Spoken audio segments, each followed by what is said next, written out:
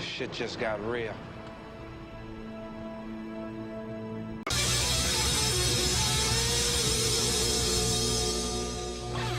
Bad Boys for Life is the third film in the Bad Boys trilogy, coming many years after the second one came out.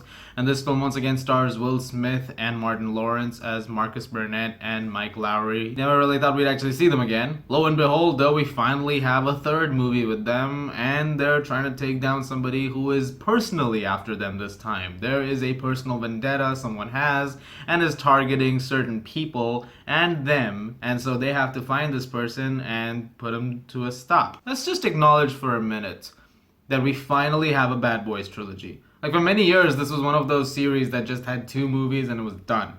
And for years, the third one was in the pipeline, and then we finally have a trilogy. There's just something cathartic about it.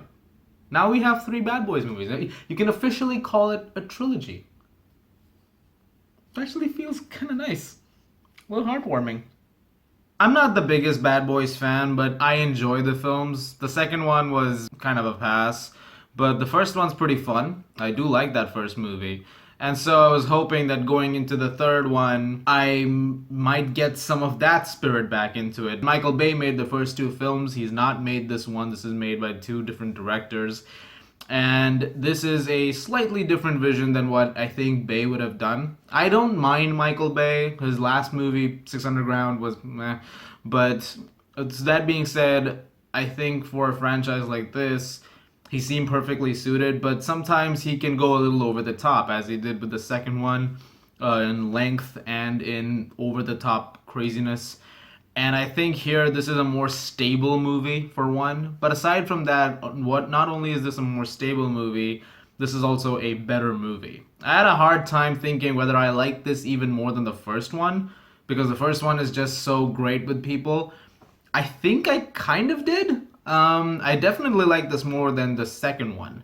This is a very entertaining and fun, yet flawed movie that is a really great crowd pleaser. I was at the screening tonight, everybody was having a great time, but more than that, the stuff that's in this film that works really well deserves that kind of cheering. For example, once again, Will Smith and Martin Lawrence working off of each other brilliantly. Their chemistry is off the charts, and it leads to some amazing moments with them, some really funny moments too.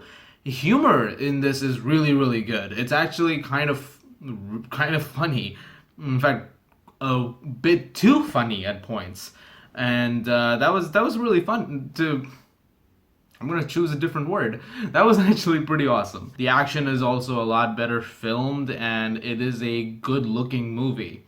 The idea of having a third film like this means that you can grow on it and you can make some improvements based on things that have not been there in the franchise before, and this film definitely does that, particularly with its villain, who actually is a little more fleshed out this time and actually has a more of a, you can understand exactly where he's coming from and what's going on. And I thought they handled that aspect of the film pretty well too. That was something that the first two movies seriously lacked, and this one definitely doubles down on having more of a story and more characterization than previously seen. That's definitely an add-on to this film that I do appreciate. But at the same time, the film is not entirely perfect on those things. There are some issues in terms of its characters. For example, there are these side characters who are given very distinct quirks, and that's pretty much their characters. But again, this is not the kind of film you're going to see characters and story over. You're going there because these are the two main leads who are just really awesome, working off of each other and doing a great job of it. And honestly, the film delivers on that front. That's the core aspect of both movies before and now this one, and it adheres to that perfectly. Granted, like I said, this one focuses a little bit more on story at points, and it is actually the darkest one of the franchise. It's also surprisingly a lot more violent at points too.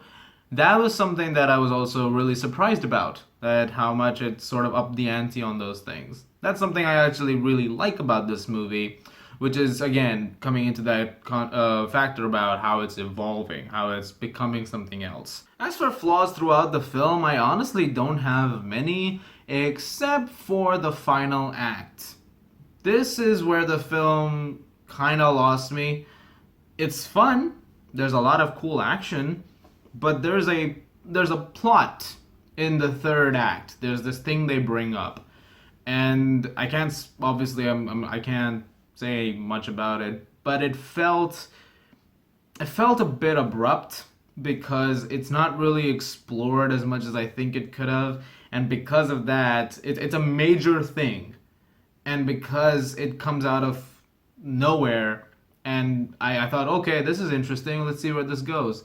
And then it doesn't really go as far as I wanted it to go, which is a big issue because when things start to come to a head in the final act of the movie, you are asked to think about this quite a bit, and I just didn't really have enough time to get invested into this particular decision that they've decided to make.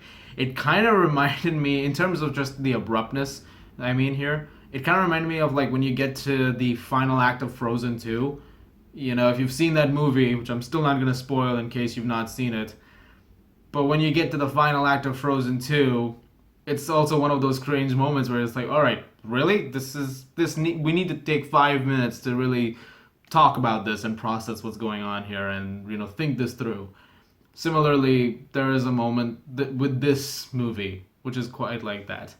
And that's definitely my biggest issue with the entire film. It actually takes off a lot of points from the movie because of it, because it makes the first 2/3 of it slightly wobbly in comparison. That being said, this is still a very entertaining movie, and there's a lot to like in it.